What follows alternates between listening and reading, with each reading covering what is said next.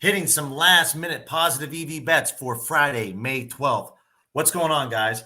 Welcome back to the channel. My name's Billy C. If this is your first time stopping by the channel, we're going to hit some last-minute bets on the OddsJam positive EV tool before the NBA and NHL playoffs get started tonight.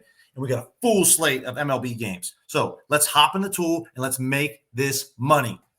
All right, so here we are. We are on the positive EV tool here at OddsJam. If you have heard of OddsJam or you're new to OddsJam, this is the number one tool if you want to make profits over the long run. OddsJam provides a lot of tools, but the positive expected value tool is the one that can really fill your pockets full of cash month over month over month. So we are basically, this tool, all it's doing is it's scanning and scraping all the sports books that I have accounts with out here in Arizona where I'm located. And it's looking for the biggest discrepancies, right? So right here, Matthew Boyd over 4.5 strikeouts for Tigers Mariners. Do I know anything about Matthew Boyd? Nope. Don't know anything about this guy. Don't care. Don't need to. Everything's already priced into it by the sports books. They do all the analytics. They do all the work. All we have to do is find the plays that are highlighted in green, make the bet, and then fill our pockets full of cash. So why do we like this play? First off, this percent right here, this 6.32%, this profit margin, this is a big, big reason why. Here, Fliff has it priced at minus 115. Look at all the other sports books out there. Caesars at minus 164, DraftKings at minus 145. You got a couple offshore books at minus 200. Pinnacle, the sharpest sports book out there, has this at minus 157. We can get this at minus 115. The fair price of this bet should be minus 131. Right? Minus 131 odds are 56.87% win percentage. Almost a 57% chance this bet hits based off of the no vig fair odds. All odds are associated with a win probability. And Fliff is giving this to us at minus 115. So we're just picking off the one book that's sleeping right now, right? They should be where all the other books are. Average odds are minus 157. Huge discrepancy, okay? If you're 18 years or older, Fliff is a new sports book that's come onto the OddsJam scene in the last month and a half. Man, this book is dumb. Their odds makers are dumb. You can make a lot of money off this book because they're giving you great value, right? It's like if you go to the store and you want to go buy steaks and you know that you're going to get 2 of them for $20 and Fliff's like, we'll give you the same grade A steak, but we'll charge you $10. Where are you going to get your steaks? You're going to Fliff. So that's what we're doing here, baby. And with this bet we're about to cash later on, we're going to be eating some steak, thanks to them putting some cash in our pockets. So I'm already on this play, but this is the first play that I would say we got to get on. So when I'm looking at the tool, okay, all I care about is the no vig fair odds, right? I did mention earlier the profit margin here, this percentage, but the recommended bet size, the percentage, the width, I really don't pay attention to. And I also don't pay attention to the odds we're getting. I just care what the fair price is, right? Because this tool, the EV tool, it's just going to show you we're getting an edge no matter what. That's what its job is to do. Scan the books, give us an edge.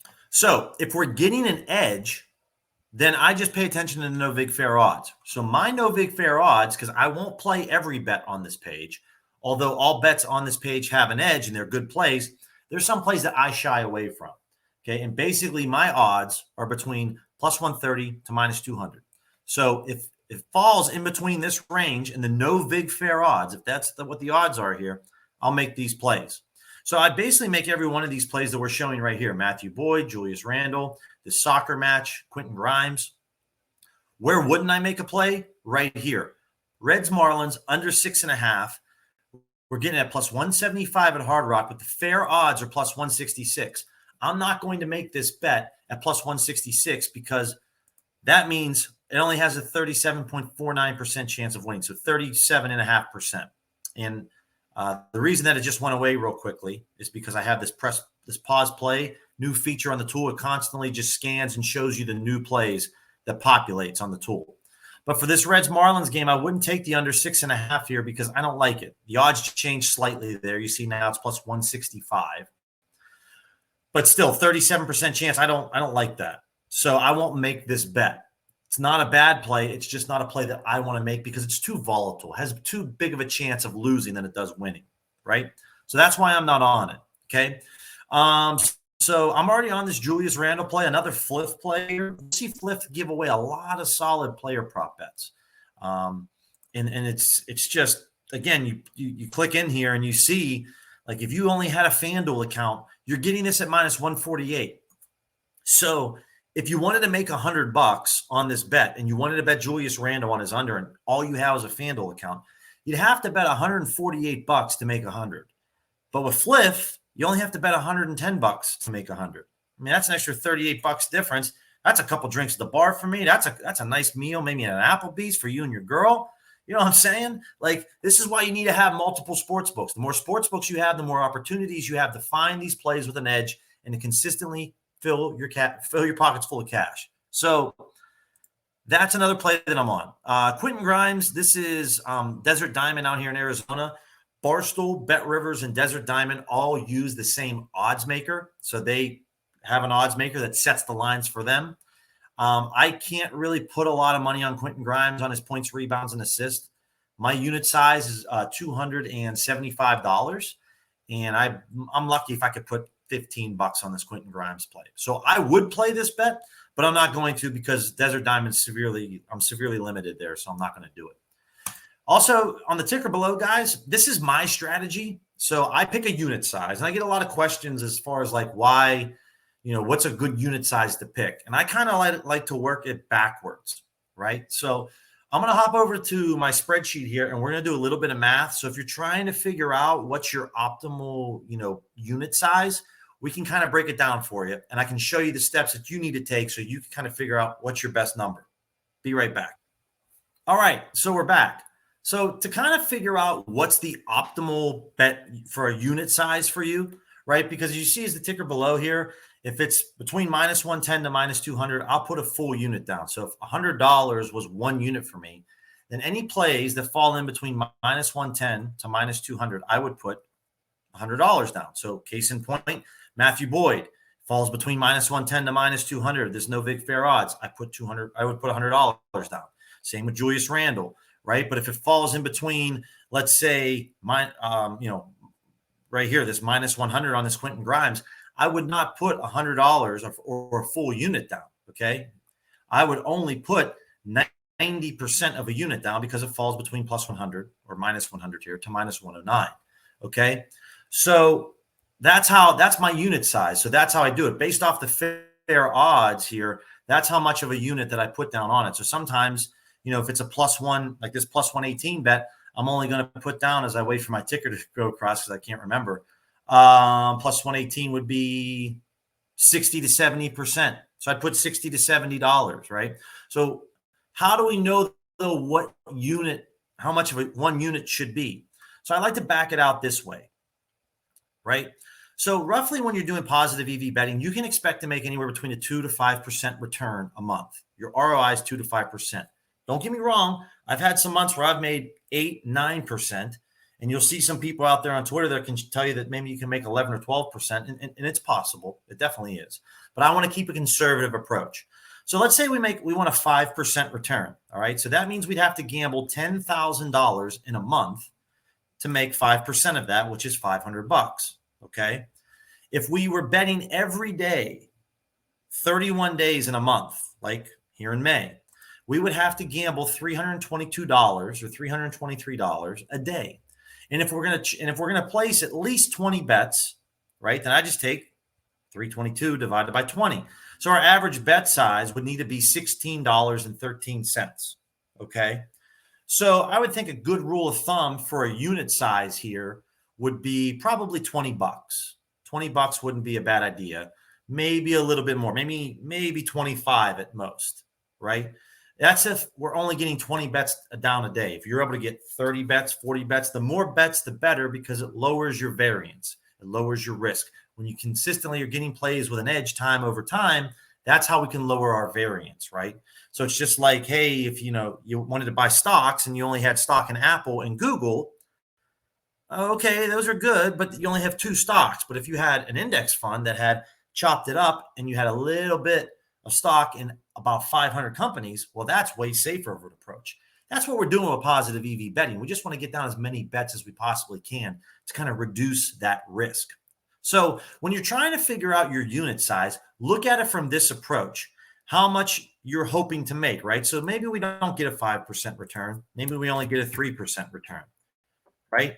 But still, you have to gamble $10,000 in a month. If you did it every day, it's about $320 a day. So you need to look yourself in the mirror and say, are you okay betting $320 a day? Can you do that? Is that feasible? Especially when we're doing 20 to 30 bets. Now, if you're putting 30 bets down, we're obviously going to be betting more a day, but then your average bet size is going to go down a little bit. So think of this when you're trying to figure out your unit size. And then once you lock in that unit size, stick with it the entire month. Do not deviate from it if you have a great couple of days or a bad couple of days, because you're going to have variance, ups and downs throughout the month, right? Look at my May right now. My May has been a tough start. Let me go back to my my tool here. Let me back out here and zoom out a little bit for you.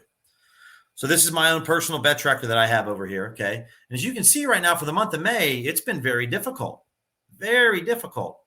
You can see the red and the green days. I finally had a massive green day on May 10th. I made $2,500. But before that day, I was down $4,300. I mean, holy smokes. But I had a big day. But I didn't change my unit size. I'm going to keep it the same throughout the entire month. At the end of the month is when I reevaluate. And if I have a positive month where I make money, then I'm going to up my unit size a little bit, right? That's how you're going to keep letting your bankroll grow time and time again, month over month. So that's how I come across my unit size. So I just want to give you a couple plays today on the Plus EV tool. And then also for anyone that's trying to figure out, hey, Billy, I like your strategy, but like, how do I come to my unit size? This is how we would do it, right? So this is how I attack the positive EV tool all day long. I just simply have the play button on here, and I'm just scanning for plays. Like I'm going to bet this tennis match here Sunday. Doesn't matter to me that it's a couple days out in advance because this line won't be here forever. So let me hop over to FanDuel. We'll lock this play in, and we'll end the video. All right, so we're back. So when I was going to look for that tennis match bet, the odds already changed. So we're moving on tonight right here. RJ Barrett under 2.5 assists on Caesars. Why do I like this bet? Well, because it falls into my range, my category, right? Plus 125.5. So as you can see here, Caesars giving this a plus 129. Pinnacle, the sharpest sports book in the world, has it at plus 103, right? You can see all the other sports books. Hard Rock's got it at plus 120, but a lot of them are around that plus 115 to plus 118 range. And we're getting plus 129. That's incredible, incredible odds. So over to Caesars. I already have it locked up, ready to go. You need to know how to navigate the sports book, guys. So you got to go to the games, player assist, RJ Barrett, and I'm going to put $150 on this. My unit size is 275. I'm going to put a little over a half of a unit on this, right? So we're going to lock this in under 2.5 assists for $150. Boom. There it is. So that's all I'm doing here on the positive EV tool, right? Lock this bet in. I'm going to throw it in on my bet tracker here on OddsJam, absolutely free. So, guys, if you are interested in, trying some of their tools, the OddsJam tools, the CV tool, their arbitrage tool, feel free to use my promo code Billy20. Saves you 20% off each month of your subscription. All right. If you have questions, you are just interested in OddsJam, you're not really sure, maybe your betting strategy isn't working for you, or you're not sure, what plays you want to make on, or maybe you want to, sign up for some more books. Feel free to reach out to me on Twitter, slide in my DMs, ask me a question. It's not going to cost you anything. Leave a comment, thumbs up, thumbs down. If you like this kind of content, let me know. I'll reach out to you. Be more than happy to help you out. The bet tracker, guys, that I keep for myself, if you want a copy of that, let me know. Shoot me your email, and I'll send it over to you. No problem at all. But until next time, guys, hope that all your bets hit and that you guys have a wonderful Friday. We'll see you in the next video.